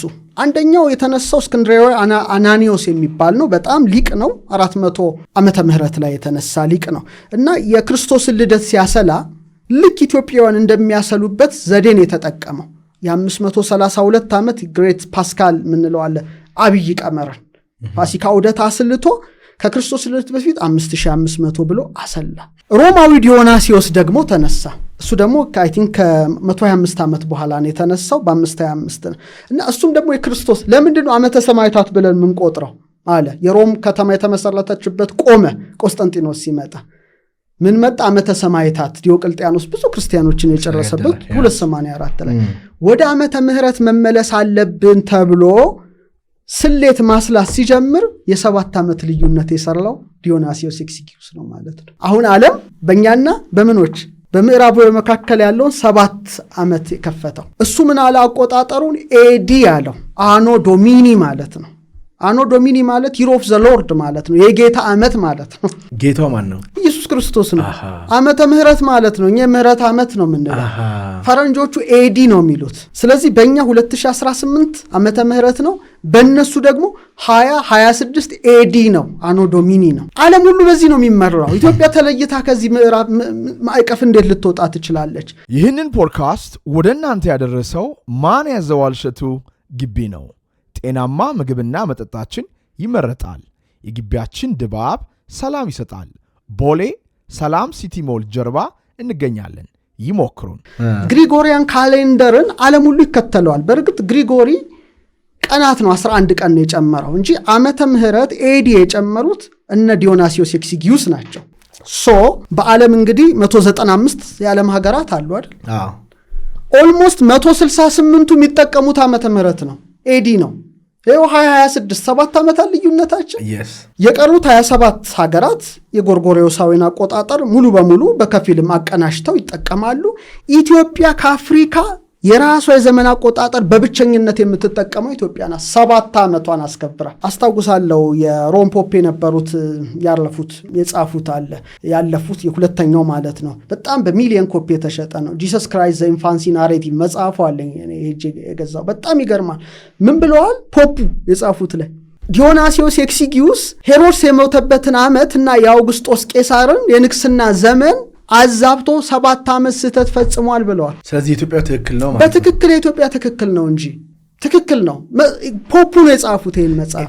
ከነዚህ የአሁኑ የሮማ ፖፕ በፊት የነበሩት ስማቸውን ዘነጋሁት። ጂሰስ ክራይስት ዘ ኢንፋንሲ ናሬቲቭ ይላል መጽሐፋቸው። እና የትም ዓለም ብትሄድ ኤዲ ነው የምትጠቀመው። 2026 ብትለው ኤዲ ነው። 2018 ብሎ ነው ክርስቶስ ከተወለደበት ዓመት ወዲያ ያለው ማለት ነው ኮመን ኢራው። ስለዚህ ፖፕ ፍራንሲስ የሚባሉት ናቸው። አይ ቲንክ ጆን ፖል መሰሉኝ፣ አላውቅም። ጆን ፖል ሊሆኑ ይችላሉ። ብቻ መጽሐፋቸው አለኝ። በትክክል ነው ያሰፈሩት ዲዮናሲዮስ ኤክሲጊዩስ 7 ዓመት በስህተት እንደፈጠረ። ስለዚህ ኢየሱስ ክርስቶስ የተወለደበትን ትክክለኛውን ዓመት የምትቆጥረው ኢትዮጵያ ናት። ኢምፕሊኬሽኑ ያ ነው። ሌላ አንድ ነገር ልጠቅልለው። ለምሳሌ የማያዎች ካሌንደር የሚያበቃው መቼ ነበረ? 2012 ትዝ ይልሃል? የዓለም መጨረሻ ይሆናል ማለት ነው። የዓለም መጨረሻ 2022 ሙቪውን አይተዋል? በጣም አስፈሪ ሙቪ ሃይ ስኩል ነበርኩ ያኔ። 791.2 ሚሊዮን ዶላር ነው ያስገባው ቦክስ ኦፊስ ላይ እሱ ፊልም 791.2 ሚሊዮን ዶላር። ያው እንዳየው 2012 ላይ የማያ ካሌንደር ያበቃል። አሁን አንድ ነገር ልንገር፣ ወሳኝ ጉዳይ ነው እዚህ ላይ ምነግር። እንግዲህ የኢትዮጵያን የዘመን አቆጣጠር ፍጹምነትን ልነግር ነው። ልክ 2012 ላይ የማያ ካሌንደር ያበቃል። ማያዎች ምንድነው ያሉት? ያበቃል ሲሉ አዲስ ለውጥ ምድራችን ትጀምራለች ማለት ነው። ይሄ አሁን ወሳኝ ቁም ነገር ነው እዚህ ላይ የምናገረው። ዓለም ትለወጣለች ከስንት ከ2012 በኋላ። ዓለም የተረዳው ግን የሆነ ድምጥማጥ የሚያጠፋ ነገር መጥቶ ነው፣ ግን አይደለም። ሌላ ኢራ ይጀምራል ነው። ኢራው ምንድነው? ትንሽ ጠቆም አድርጌ በስሱ አልፈዋለሁ። ስለዚህ በጣም አስፈሪ ሙቪ ተሰራ። እንደተጠበቀው 2012 ላይ ምንም አልሆነም። ትዝ ይልህ ከሆነ አይ ሲ አሁን ምን ተባለ? 2012 የኢትዮጵያ መጣ። ስለዚህ ሰዎች ምን አደረጉ? ኮንሽስ ሆኑ። ምንድነው ይሄ ነገር? 2012 ኢትዮጵያ እኮ 7 ዓመት ወደ ኋላ ናት። ስለዚህ የማያዎች ትንቢት በትክክለኛው ሊሆን የሚችለው በኢትዮጵያ የዘመን ቀመር ነው የሚል ብዙ በአሜሪካ ፖድካስቶች ነበሩ። እኔ በብዙ አንግል ነበረ ያን ጊዜ አየው የነበረው። አንደኛ የሆነ ነገር ለውጥ እንደሚመጣ ይታወቃል። ሰኔ 14 2012 የላስታ ላሊበላ ቀለበታማ የፀሐይ ግርዶሽ ታየ ነው መጣ። ስለዚህ በዛ በማያዎች ትምህርት ኤጅ ኦፍ አኳሪየስ ማለት የነፋስ ወቅት ጀመረ፣ በጣም ፍጥነት። ወዲያው ኮቪድ መጣ። ትዝ ይልህ ከሆነ ሰው ሁሉ ቤቱ ገባ። ግዴታ ነበረ ሊሆን። ለምን መሰለ? አሁን ምን ሊጀምር ነው ማለት ነው? ካሌንደሩ አበቃ በኢትዮጵያ ዘመን ቀመር ላይ 7 ዓመት ትክክል ነው የተነበ። ከዛ በኋላ በጣም ነፋስ ሊመጣ ነው። ነፋስ ማለት ኮሚኒኬሽን ነው። ወዲያው እንግዲህ ኤአይ አርቲፊሻል ኢንተለጀንስ ዲዛይን የታሰበው 1956 ነው። ግን ኮቪድ ሰውን ቤቱ ሲያስቀምጠው መገበው፣ መረጃ ቁጭ አድርጎ መገበው፣ ኤአዩን መገበው። በእነሱ 2020 እስከ 22 ኮቪድ መነሳቱ ሁሉም ላፕቶፑ ላይ ቨርቹዋል አደረገ። ወርኪንግ ፍሮም ሆም እውቀቱን ሁሉ ለዛ ለሰው ሰራሽ አስተውሎት መሞገብ ጀመረ። በቃ አሁን የምታየው ኤአይ የደረሰበትን ተመልከት። ኦፕን ኤአይ በለው ምን በለው ግራ እስክትጋባ ድረስ የመረጃ ጎርፍ ሆነ ማለት ነው። ሰው ነፋሱ ገባ ማለት ነው። ይሄ የሆነው በኢትዮጵያ የዘመን አቆጣጠር ከኤክሊፕሱ በኋላ የተከናወነ ነገር ነው። ሉናር ሶላር ኤክሊፕስ ኢትዮጵያ ላይ ላሊበላ ላይ ጀምሮ የታየው ግርዶሽ በኋላ ነው ለውጥ የመጣው። የማያ ካሌንደር ፉልፊልድ የሆነው 2012 በኢትዮጵያ አቆጣጠር እንጂ በነዛ ዘመን አልነበረም። ስለዚህ ኢትዮጵያ ዲዮናሲዮስ ኤክሲጊዩስ ያሳሳተውን 7 ዓመት በብቸኝነት የያዘች ሀገር ናት ነው። ማን ያዘዋል? እጅግ በጣም ያስገርም። ጎርጎሪዮስ የጨመራቸውን 1582 ላይ 11ዱን ዕለት የያዘችው ብቸኛ ሀገር ናት። ጁሊየስ ወስዶ ጃንዋሪ ያደረገውን መስከረምን እሷ አክብሮ የያዘች ብቸኛ ሀገር ናት። አሁን እንደዚህ በድህነትን አታስብ። ነገ ዓለምን ብትመራ እኮ ምንጊዜም ስልጣን የያዘ አይደለም ያንቀጠቅጠው። ነገ እኮ ታስቀይረው ትችላለች። ዓለምን ተሳስተሃል ብላ ልትሞግተው ትችላለች። ዓለም ሲሰክን ማለት ነው። የስክነት ዘመን መቼም ዓለም እግዚአብሔር እንደሚሰጣት እናምናለን። እና ይሄንን ለማፍረስ መንቀሳቀስ ማለት ተልእኮ ከምን አቅጣጫ እንደሆነ አይገባኝም። ግን የክፉ መንፈስ አሰራር ግን በትክክል አለበት። በቃ ኦልሬዲ ነፃ ወጣለች ከዚህ ከዲመንስ ከኢቪል ስፕሪት አሰራሮች ነፃ ያወጣች ብቸኛ ዘመን ቀመር ተፈጥሮን ያማከለች ናትና ይሄ በእውነት ልናከብራት ይገባል ነው አስተያየቴ። በጣም ጥሩ። ሌላው ሃይማኖትን መሰረት ያላደረገ ካሌንደር እንከተል የሚሉ አሉ። ነገር ግን የጎርጎሮሳዊ የዘመን አቆጣጠር መነሻው ምንድን ነው? አሁን እዚህ ጋር ይሄ በቃ ከኢትዮጵያ ኦርቶዶክስ ተዋሕዶ የተወሰደ ነው ዓመተ ምህረት ምናምን የሚለው የጎርጎሮሳውያን የእነሱስ እንዴት ነው? ግሪጎሪያን ያው እኮ ነው። ግሪጎሪያን በ1582 ተነስቶ 365 ዕለት ከ6 ሰዓት የሚለውን አቆጣጠር ከ365 ዕለት ከ5 ሰዓት ከ48 ደቂቃ ከ46 ቅጽበት ነው። ስለዚህ 11 ዕለት እንጨምራለ 11 ዕለት ጨመረ። ያ ነው ግሪጎሪያን ካሌንደር የሚባለውና እስከ 19 ዓመተ ምህረት ድረስ እኮ ዓለማት አልተቀበሉትም። ቅርብ ነው የተቀበሉት። እንደውም አንዳንዶቹ ጊቭ አስ ባክ አወር 11 ዴይስ 11 ዕለታችን ይመለስልን ብለው መፈከሩሉ። አፍሪካው ተቀጥቅጦ ተቀብሏል በቅኝ ግዛት ወዶስ። ኢትዮጵያ ናት ነፃ የሆነችው ከዚህ 1888 እና ለኔ ትልቅ ኃይል ነው። ምንም ልትለው አትችልም። የምዕራቡ በአማልክት ስም ነው፣ የኢትዮጵያ በስነ ፍጥረት ስም ነው። ኦኬ አማልክት እናድርገው ወይ ስነ ፍጥረት ማዕከል እናድርግ? ምርጫው ኢትዮጵያ ሕዝብ ነው። ይህንን የመሰለ ለብዙ ሺህ ዓመታት የቀጠለውን ለሺዎች ዓመታት የቀጠለውን ይህንን ድንቅ ጥበብና እውቀት እኛ በዚህ ዘመን ያለን ኢትዮጵያውያን እንዴት ነው ልንጠብቀው የሚገባው? ይሄ ትክክለኛ ጥያቄ ይመስለኛል። እኔ እንደውም ይሄ ጥያቄ በጣም መልካም ነውና እንደውም የቢዝነስ አይዲያ በነፃ ልስጥ። እሺ በነፃ ለኔ ነው ለመላው ኦዲየንስ ነው? ለሁሉም ሊሆን ይችላል፣ ግን ነፃ ነገር ማሰብ ያስፈልጋል። ለምሳሌ የኢትዮጵያ ዘመን አቆጣጠር ጥልቅ እውቀት በዓለም አቀፍ ደረጃ በተለይ ብራንዲንግ ነው፣ የቱሪዝም ብራንዲንግ በተለይ ይሄ ባህል ሚኒስቴር ይመለከተዋል ይመስለኛል። ብራንዲንግ ለማድረግ እንግዲህ ምን ተጨባጭ ስትራቴጂካዊ ነገሮች እናድርግ የሚለውን ምክር ሐሳብ ላቅርብ አይደል? ምክር ሐሳብ እንዳንድ ኢትዮጵያዊ ይመለከተኛል። አንደኛ ለምሳሌ ዩሊዮስ ጳጉሜንም በታትነዋል ለራሳቸው ክብር ሲሉ፣ እኛ ግን ጠብቀናለን። ለምሳሌ 13ኛውን ወር የቱሪዝም ሳምንት ፌስቲቫል ማድረግ እኮ እንችላለን። ትልቅ ፌስቲቫልነቱ ተራ የሽግግር ቀናት አይደለም። በጣም በትልቅ ባህላዊ ልትለው ትችላለ፣ መንፈሳዊ ልትለው ትችላለ፣ የኪነ ጥበብ ኩነቶች በማዘጋጀት ልትለው ትችላለ። የውጭና የሀገር ውስጥ ጎብኚዎችን አሳታፊ ታደርግበታል። ይሄ ማለት መሸጥ ማለት ነው። ለምሳሌ እኛ የምናዘጋጃቸው ፌስቲቫሎች አሉ። የጳጉሜን ፌስቲቫል፣ ናይላብ፣ አርቲስት ስለሺ፣ አንድሮሜዳ ተሳትፎ። ይሄ ማለት ምንድን ነው? መቀየር ከቻልክ የቪዛ በነጻ ታረግና አይደል የሆቴል ዋጋ ትቀንስና መላውን ጥቁር ህዝብ ትጠራዋለህ። እኔ ይህን ማስታውሰው ሰሜን አሜሪካ በአንድ ሰዎች ተነሳሽነት ትልቅ ሞል ላይ የአፍሪካውያን አውደ ዓመት ተብሎ መስከረም ሲከበር አይቻለሁ።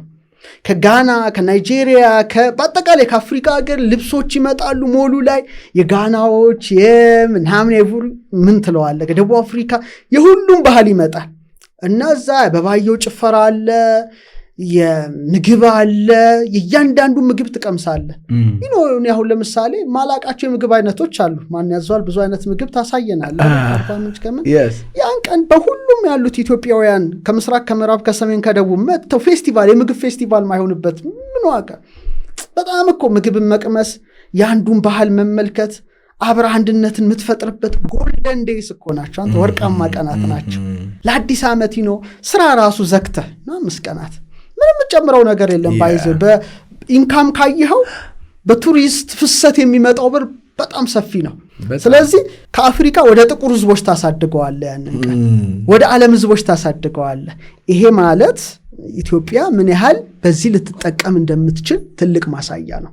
ባለፈው ስፒድ የሚባለው ስትሪመር መጥቶ ነበር ኢትዮጵያ እና ካላንደሩ 2018 እንደሆነ ሲሰማ በጣም ደነገጠ።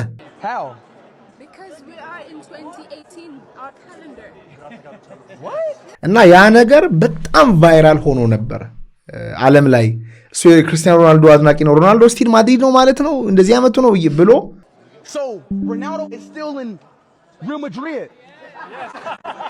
አነጋጋሪ ሆኗል። እና ብዙ ሰዎች ኢትዮጵያ ሲመጡ ኦፍኮርስ ያላትን በረከት ይዘግባሉ። ከዛ ውስጥ ሁሌ የሚያነሱት ሳያነሱ የማያልፉት ነገር ካላንደራችን ነው።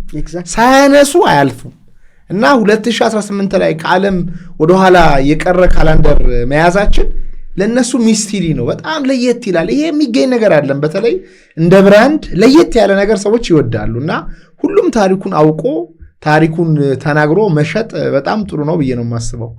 you travel back 7 years in time ብለህ እኮ ነው ሎጎ መጠቀም ብትችል እኮ አይደል? የኢትዮጵያ አየር መንገድ የኢትዮጵያ አየር መንገድ የጊዜ የብራንድ ማዘጋጀት አለበት እኮ አየር መንገድ። ኢትዮጵያ ስትገባ በ7 ዓመት ታይም ትራቭል ታደርጋለህ። ታይም ትራቭል አሁን ኳንተም ሜካኒክስ ምናነሳው አይደለ? በአየር ማረፊያዎቹ ላይ ቢጽፍስ፣ ኤምባሲ ላይ ቢጽፍስ፣ ኤምባሲው ላይ በር ላይ በየዓለም አቀፍ የበረራ ማስታወቂያዎች ላይ ቢጠቀም ቱሪስት እኮ ያፈሳል። ታይም ትራቭል ነው ኢትዮጵያ ኦንሊ ታይም ትራቭል ልታደርግ የምትችለው። አልክ የጠቀስከው አይሾ ስፒድ ይመስለኛል። ክብርት ሚኒስቴሯ ሲያስተዋውቁ እንዲገረመኝ 7 ዓመት ወደኋላ ሲሉት ምንድነው ያለው? ሮናልዶ ስቲል ማድሪድ ነበር ወይ ምናምን ነበር ያለው። የዛሬ 7 ዓመት ማድሪድ ነበር የሚጫወተው ማድሪድ። እንዴት ያ ነገር ዓለም አቀፍ እንደወጣ አይተዋል? ያ it was viral በጣም ቫይራል ወጣና ምንድነው 7 ዓመት travel back 7 years in time ምንድነው አለ እና በጣም ይገርማል እኮ።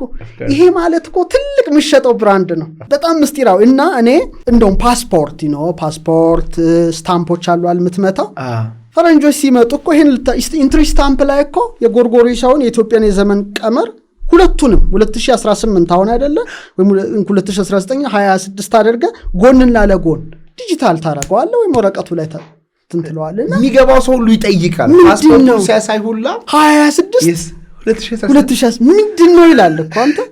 ይሄ ማለት ቀላል አይደለም። ኢቭን እኔ አሁን ብዙ ጊዜ በኢትዮጵያ አየር መንገድ እንግዲህ ብዙ ሀገራት ነው ይዞርኩት እና ሁሌ ዶክመንተሪ ያለው ሙቪዎች ምኖች ያለው አጫጭር ዶክመንተሪ የዘመንን ስሌት የሚያሳይ አዘጋጅቶ እኮ ቴሌቪዥኑ ላይ እኮ ማሳየት ይችላል። ስንት ዓለማት ነው ኢትዮጵያ አየር መንገድ የሚጓዘው? ብራንዱን መሸጥ ይችላል።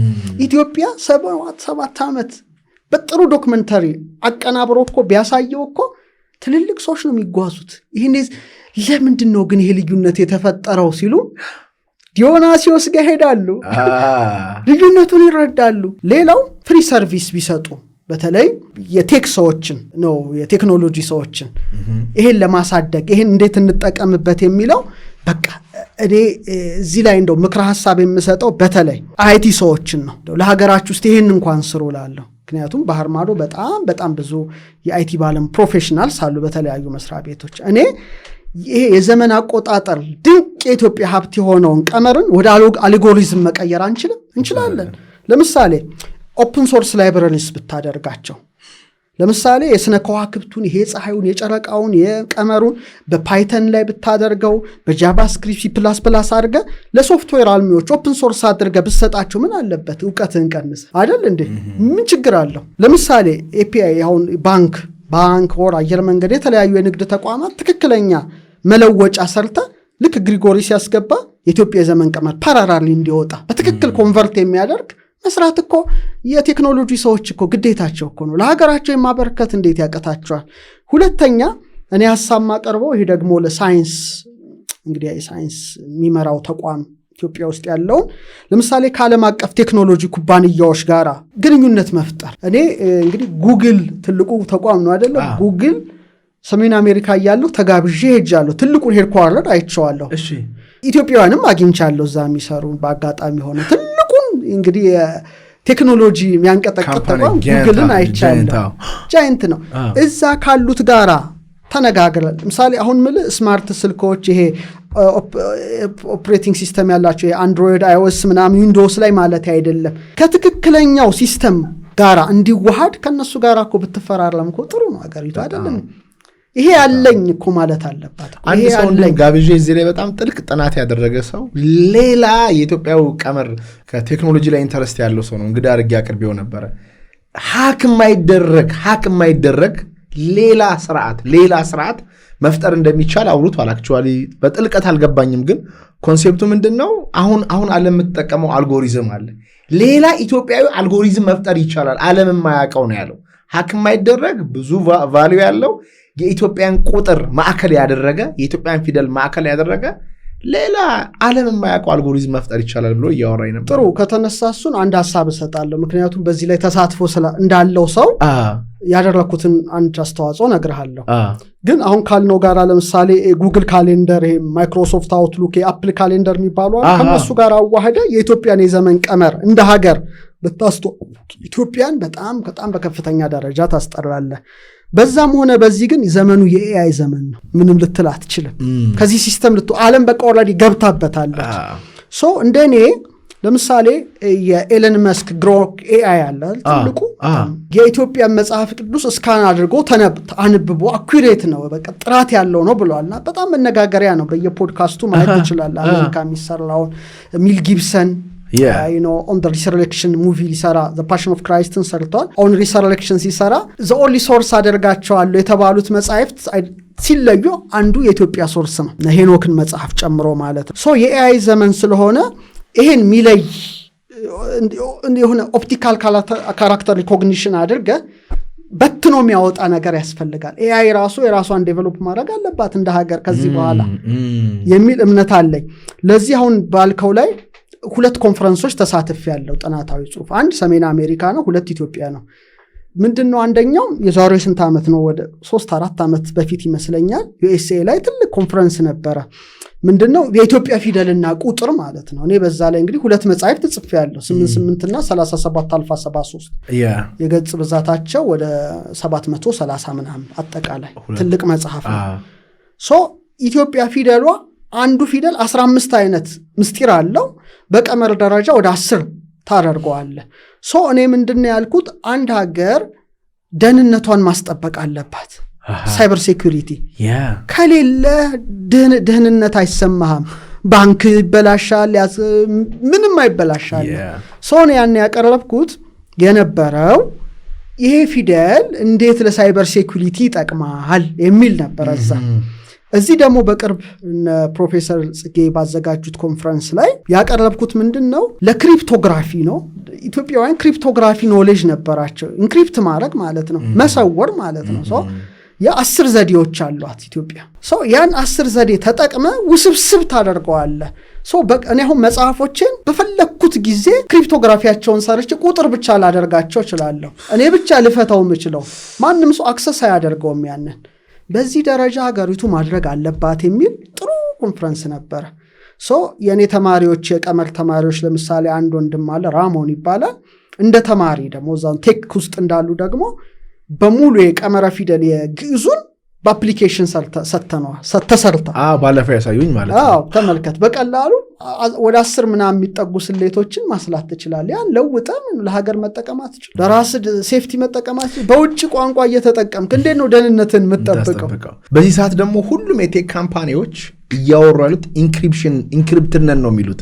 ሁሉም ዋትሳፕም ቴሌግራምም ሁሉም ካምፓኒዎች። ይህንን ፖድካስት ወደ እናንተ ያደረሰው ማን ያዘዋል እሸቱ ግቢ ነው። ጤናማ ምግብና መጠጣችን ይመረጣል። የግቢያችን ድባብ ሰላም ይሰጣል። ቦሌ ሰላም ሲቲ ሞል ጀርባ እንገኛለን። ይሞክሩን። እኛ ጋር ተጠቀሙ። ኢንክሪፕትድ ነው ባክ ቱ ኢንድ። ውሸት ቢሆንም እንኳ ማለት ነው ቢያጠያይቅም መረጃውን ቢሸጡትም እንኳ እኔና እርሷን ቻት ምናደርግ እናንተ ሁለታችሁ ብቻ ናችሁ የምታውቁት ይላሉ። ግን ይሸጣሉ። መረጃችን ለሌላ ለሰርድ ፓርቲ ይሸጡታል። የሱ ግድ ነው። ስለዚህ በኤአይ ዘመን ይሄን ነገር እንደውም አርላቀን ነው የምናየው። እንኳን ልናጠፋው እያርላቀክ የቴክሶች ስራ። ሌላው የትምህርት ስርዓታችንስ ይሄን ማያስገባው ለምንድን ነው? ትምህርት ሚኒስቴር እኮ የኢትዮጵያ ትምህርት ሚኒስቴር ነው የሚባለው እንጂ ጃፓን፣ የቻይና፣ የጣሊያን አይደለም።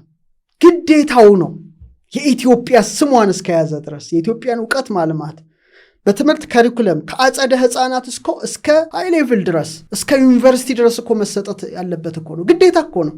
የኢትዮጵያ ነዋ። ስሙን ወስደዋል ወይ ሌላ አይደለም። ስለዚህ በትምህርት ካሪኩለማችን ውስጥ ከቻልን ደግሞ የቴክኖሎጂ ሰዎች በጌም ውስጥ ጌሚፊኬሽን አድርገ በጌም ውስጥ ፓዝል እያደረክ ዘመን እንዳለ ተስቀምረዋል። ይሄ ለቴክ ሰዎች እባካችሁ በጨዋታ መልኩ ስሩት። በቨርቹዋል ሪያሊቲ 3D መነጽር እያደረክ ዘመን ቀመር ሲቀመር ሲሰላኮ የማድረጊያ ዘመን ላይ እናለን። ሌላው እንደ ሀገር መመክረው ዩኔስኮ ላይ መመዝገብ አለበት እኮ አይመስለኝም።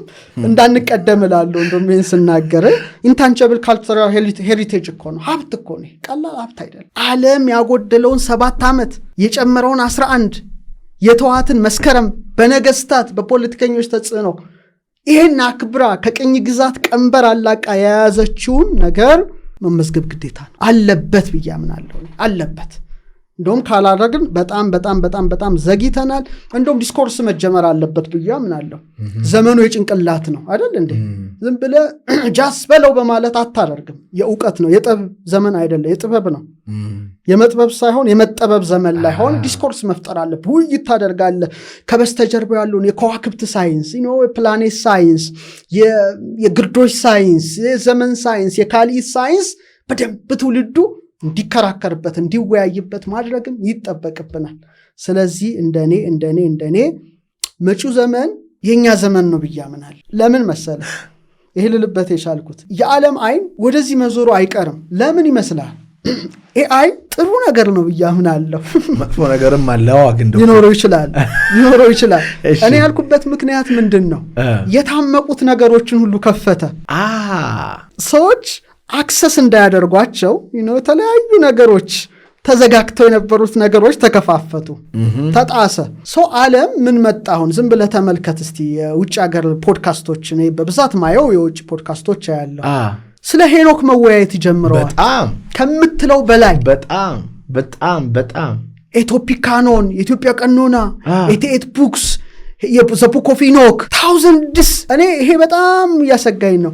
ለምን እንደሆነ ታውቃለህ? ቀጣዩ ዘመን በጣም በቅርብ ዓመታት እንደ ፕሪዲክሽን እንዳታደርግ ነብይ አላቅም፣ በእውቀት ሰው ነኝ። ቀጣዩ ዘመን የኔ ፊልም ጉዳይ የሚነሳበት ወቅት ነው። አትጠራጠር። የዩኤፍኦ ጉዳይ የአሜሪካ መንግስት ወርለድ እየገለጠው ነው። ሰው እነዚህ ኢንቲቲስ ምንድን ናቸው? ሱፐርናቹራል ቢንግስ ምን ናቸው? ስለዚህ ብቸኛ ሶርስ የሆነው የሄኖክ መጽሐፍ ነው። የእሱ ባለቤት ደግሞ ኢትዮጵያ ናት። አሁን ዓለም ሁሉ የሚሰራው ፖድካስት ላይ እነዚህ ምንድና ዩኤፒ ይላል፣ ዩኤፎ ይላቸዋል፣ ኤሊያኖች ይላቸዋል፣ ኔፍሊሞች ደግሞ አሉ፣ 200 የወረዱ አሉ፣ መንፈሳቸው የት ነው ያለው? በጣም ከባድ ይሹ ነው ራሱን ችሎ። አሁን ይሄ የሚነሳበት ወቅት ነው። አብሶሉትሊ ኤቭሪ ግሬት ሜጀር የሆኑ ፖድካስቶች በዚህ ዙሪያ የሚያወራ ሰው በጣም ይፈልጋሉ። የኢትዮጵያ ስም ደግሞ እየተነካካ ነው በጣም በቃ የኢትዮጵያ በዘመን ቀመሯ እየተነካ ነው፣ በሄኖክ እየተነካ ነው፣ እየነካኳት ነው በጣም። እና ግን የሚያወሩ ሰዎች ደግሞ የኛ የሆኑ ሰዎች አይደለም። አሁን እንደርሶ ጥናት ያደረገ ሰው ኢንተርናሽናል ፖድካስት ላይ ቀርቦ ምን እንደሆነ እውነቱን ቢያወራ ብራናውን ያነበበ ሰው፣ ምክንያቱም የሄኖክ መጽሐፍ ብዙ ትርጓሜዎች አሉት፣ እረዳለሁ የሚሉትን ነገር እኔም አያለውን። ጆሮ ጋር ማለት ዓለማችን ላይ ቁጥር 1 ነምበር 1 ፖድካስት ነው ዓለማችን ላይ። እሱ የሚያቀርባቸው ለየት ያሉ ሰዎች ስለዚህ ዲስከስ ያደርጋሉ። ቡክ ኦፍ ሄኖክ ደጋግሞ ይነሳል። በኢትዮጵያን ባይብል ያ ሜል ጊብሰን በኢትዮጵያን ባይብል ብሎ አንድ መረጃ ልከውልኝ ነበር እርሶ እንዲሁም ማለት ነው። በግልጽ የሀገራችንን ታሪክ ወደኋላ እየሄዱ እየበረበሩ እያወሩ ነው። እኛንን እየናቅን ያለ ነው። እኛንን ያልገባን በጣም ሊገባን ይገባል። መጪው ዘመን እንደምናስበው አይደለም። ይሄ አሁን ሆነን መረዳት ያስፈልጋል። አሁን ገና ነን፣ አላወቅ ነው። የሚመጣው ጎርፍ በጣም ከባድ ነው። ስትሬንጅ ነገሮች አሉ። ይሄ የኤአይ ጉዳይ እንደ ቀላል የምታየው ነገር አይምሰልህ። ይዞ የሚመጣቸው ነገሮች አሉ። በተለይ ደግሞ የዩኤፎ ጉዳይ የኔፍሊም ጉዳይ መቀስቀሱ አይቀርም።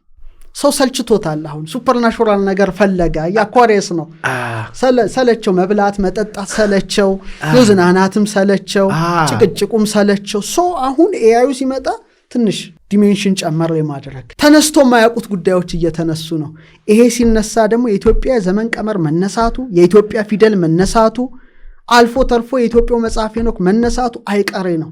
አይቀሬ ስለሆነ ከአሁኑ ነው መዘጋጀት ያለብን። ኤክስፖዝ ግን የሚያደርጓቸው ወይም ደግሞ ኮንታክት አድርገው በሚዲያ የሚናገሩ ይሶታል ኔፍሊሞቹ ወይም ኤሊያኖቹ ማለት አሞንግ አስ አሉ። አንድ ፖድካስት ላይ ትናንት እያየው በጣም በቅርበት አብረውን እየኖሩ ነው።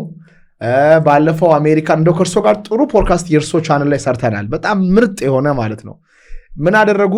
ለአሜሪካን የሃይማኖት አባቶች ሰበሰቧቸውና የደህንነት ተቋሙ ነው አሉ፣ ለምዕመኖቻችሁ የምትሰጡትን መልስ አዘጋጁ። ኤሊያኖች አሁን ሲጋለጡና ምን እንደሆነ ኤክስፖዝ ሲደረግ የእናንተ አማኞች የሚጠይቁት ጥያቄ አለ። ምን ብላችሁ ማሳመን እንዳለባችሁ ተዘጋጁ። እንደውም አይቀሬ ነው ይሄ ጉዳይ። ለዚህ ነው እኔ ደጋግሜ ተናግሬያለሁ። አሁን በሃይማኖት ቦታ ስትሄድ ክርክር ነው፣ ጭቅጭቅ ነው፣ ብዛ ነው፣ በለው ነው። የሆነ ነገር ሲመጣ ግን ምንም ነገር ላይኖር ዝግጅት ይፈልጋል። ዛሷ እኔ እናንተ ብዙ ነገር ሰርተናል ከዚህ ቀደም ብለን ከመሬት በታች ስላለው እና ሄዶ ግን ሄኖክ ይመጣል። ቁልፉ እዛ ላይ ነው። ሀገሪቱ ትነሳለች። መልሳችሁ ምንድን ነው መባላችን አይቀርም። ስለዚህ በዓለም አቀፍ ጉባኤ ጭምር የሚያቅረብ መተንተን የሚችሉ ትውልዶችን ማውጣት አለብን። በጣም መቅረጽ አለብን። ኢቭን ተሟክተው ይሄ ዲክሽነሪዎቹ ዊኪፒዲያ ላይ የተሳሳተ ኢትዮጵያ ጁሊያን፣ ኢትዮጵያ ግብፅ የሚል መታረም ጭምር አለበት። ሚያርሙ አይደለም ብለው መሰረታዊ ነገር አውጥተው ይሄ ግዴታ ነው። ይሄ ካልሆነ መጪው ጊዜ ወደኛ ነው ነገሩ የሚመጣው። አትጠራጠር፣ ወደኛ ይመጣል። በዚህ ዙሪያ ለብቻው እናነሳዋለን እንዳንነካካው። እነዚህ ከተነሱ ሌላ ዓለም ውስጥ ነው። በጣም ጣመኝ እኮ ይሄ ሲነሳ ለብቻው አንድ ርዕስ አድርገን እናንሳው እንጂ በቃ ኢትዮጵያ ዘመን ቀመር እንኳን ልትነካው የሚገንበት ዘመን ነው። ልትነካው አትችልም። እና የራሳችንን ሀብት እናከብራለን፣ እንጠብቃለን። አባቶቻችን ጠብቀው እዚያ ያደርሰዋል። ለሚቀጥለው ትውልድ ታሸጋግራለህ። የሚቀጥለው ትውልድ በራሱ ጊዜ ይገናል። ይሄ ትንሽ ይለወጣል። ታዳጊዎቹን አይታቸዋል። የኢትዮጵያ ታዳጊዎች ትልቅ ከፍ ያለው ነው እንትን የሚለው እንጂ የሉም እኮ እነሱ። በቃ እነዚህ እንትን ሲሉ ጭቅጭቅ ሁሉ ጸጥ ይላል ነው። የእውቀት ጊዜ ይመጣል። የጥበብ ጊዜ ለኢትዮጵያ ይመጣል። ያን ጊዜ ማየት ሁላችን ምንናፍቅ ይሆናል። እና በእኔ በኩል እንግዲህ የኢትዮጵያ ዘመን ቀመር አስመልክቶ የሚነሱ ጥያቄዎች በዚህ መልኩ አቅርበህልኛል። እንግዲህ ያቅሜን ለኢትዮጵያ ሀገሬ እውቀቴን ኮንትሪቢዩት አድርጌያለሁ ማለት ነው። አመሰግናለሁ። እኔ አም ቬሪ ግሬትፉል ለእንደዚህ አይነት ጥበብ ዊዝደም እርሶም በዚህ ዘመን እግዚአብሔር አምላክ ስለሰጠን እንግዲህ በሀገራችንም በቤተክርስቲያንም በአባቶቻችንም ስም ማመስገን ያለብን ይመስለኛል። ይሄ በሚገባን በማያሻማ በዙ ዙሪያ ላይ ማንኛውም ሰው ውይይት ላይ ካላችሁ ይሄን ነገር ድብና አድርጋችሁ አድምጣችሁ መሞገት ትችላላችሁ። እንደዚህ አይነት ጥያቄ ከዚህ በኋላ ሲነሳ በመረጃ በእውቀት በጥበብ ከሁሉም ዓለም ያልተነሳ ሀገር የለም። እዚህ ጋር የአረብ ሀገር፣ ሰሜን አሜሪካ፣ ደቡብ አሜሪካ፣ ቻይና፣ የማያ ካላንደር ሁሉንም አይተነዋል እዚህ ላይ እና አባቶቻችን አሳምነው ነው ለብዙ ሺህ ዓመታት የቆየው ይሄንኛው ካላንደር። ስልጣን ኖሮት ጣዖታትን አሸንፎ ሰርቫይቭ ያደረገው ዝም ብሎ አይደለም፣ እውነትን ስለያዘ ነውና ዶክተር በእውነት በጣም ነው የማመሰግነው። የኤአዮንና የኤልያኖን የኔፍሌምን ጉዳይ መወያየት አለብን ብዬ አስባለሁኝ። ብዙ ጥያቄዎች ተፈጥረውልኛል አሁን እኔ ውስጥ ራሱ ማለት ነው። ቃል እንዲገቡልኝ እፈልጋለሁ። መልካም። አንድ ቀን በጣም ኢንተረስቲንግ ነው በመሰረታዊ ነገሩ። ምክንያቱም ይሄ አይነት ነገር በጣም ዓለም ሰው እየፈራ ሄዳል እንጂ ብዙ ነገሮች እየገለጠ ስለሚመጣ ብቻ ከቁጥጥር ውጭ እንዳይወጣ ያስፈራል እንጂ ነገሩ ብዙ ነገሮች ማጤን ያለብን ነገር እንዳለ ይሰማኛል። እንወያይበታለን። እሺ፣ በጣም ጥሩ። ክብራትና ክብራን ስለሰማችሁን ከልብ አድርገን እናመሰግናለን። ስላደመጣችሁን እናመሰግናለን። ይህንን ፖድካስት ሌሎች ሼር ማድረጋችሁን እንዳትረሱ። ከዶክተር ዩቲዩብ ቻናል ጋር ሊንክ ስላደረግ ነው ያንንም ገብታችሁ ፋውሎ ማድረጋችሁን እንዳትረሱ። በቀጣይ ጠቃሚ ፖድካስት እስክንገናኝ ድረስ እግዚአብሔር አምላክ ሁላችንን በሰላም ያቆየን። እናመሰግናለን።